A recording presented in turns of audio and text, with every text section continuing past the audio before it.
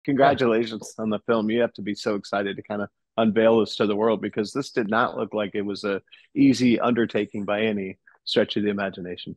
yeah, we're very excited to finally be here. 13 plus year journey, and Wow. so to see it culminate, finally see all the work come together. It's a very rewarding and exciting time. And man, oathmovie.com, go, don't do any favors, watch the trailer. If it excites you, get Mhm. your tickets. I mean, I promise anyone that goes, the score alone is worth the ticket. Trevor Morris's score Mhm. is just Yeah. absolutely phenomenal. I'm the type of guy that I would buy a ticket just for a score, but then put together everything else, the cinematography, all of it. So yeah, go hit me with your questions, man. Yeah, absolutely. Well, of course, patience is a virtue, and you've had to have a lot of it, just in life, but also with this, and with all the ups and downs that you've gone through with this. The big payoff is finally for people to get to see it on screen. But why is it so important for people to see it on the screens if they can? Oh man, you will never.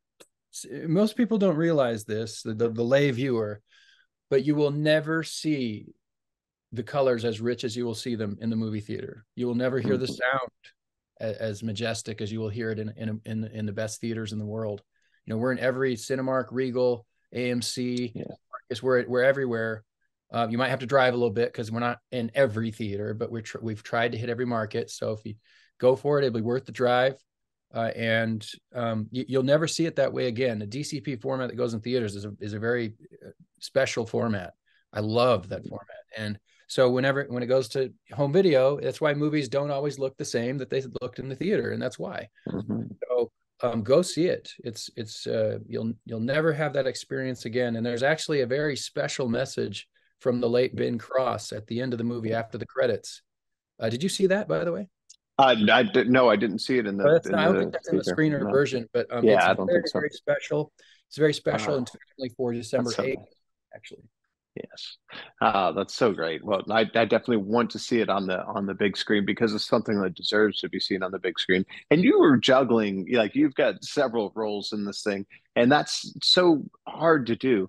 And I wonder about like your mindset when you're doing this. Is there something that you kind of kept in mind? Was it maybe your faith, or what was it that kind of just kept you on that right path even when the days were hard? Well, I'm the type I'm the type, like everyone's got kind of their type, right? And I'm the type of guy that I actually thrive when there's so much to do. Hmm. And so and I learned this about myself. I've actually directed myself in two different commercials. This is my first feature, and I have learned about myself. That's my zone. I Hmm. actually am my best when I'm doing all those jobs. It's interesting. Not that I don't just like being an actor. I do. Um, because in a sense, part of acting is being able to channel, like that scene in For the Love of the Game, clear the mechanism, right? Hmm. It's to be able to channel all of that noise away.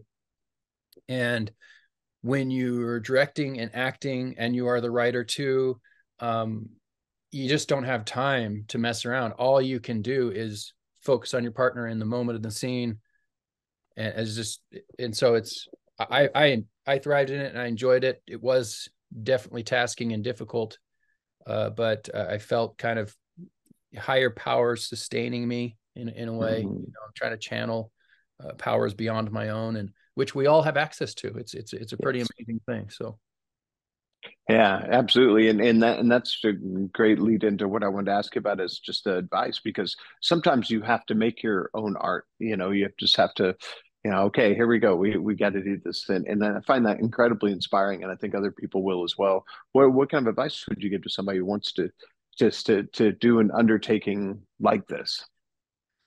well, great question. The story behind this making, I really hope that it does something special, because if the story behind the making of it, man, I just feel like so many could, I don't know, be uplifted by it, because and Hmm. inspired by it, not just like, oh, I'm so inspirational. It's like the things that we went through and just the effort that went into it. The first advice I would give is like, you got to find the thing, and when you find it, sometimes you got to try things. You need to find something that you naturally gravitate toward, the thing that you want to do.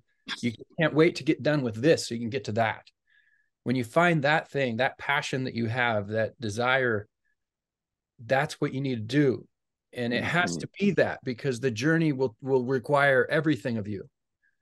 It'll require everything. So unless you have that kind of passion for something, you're going to give up.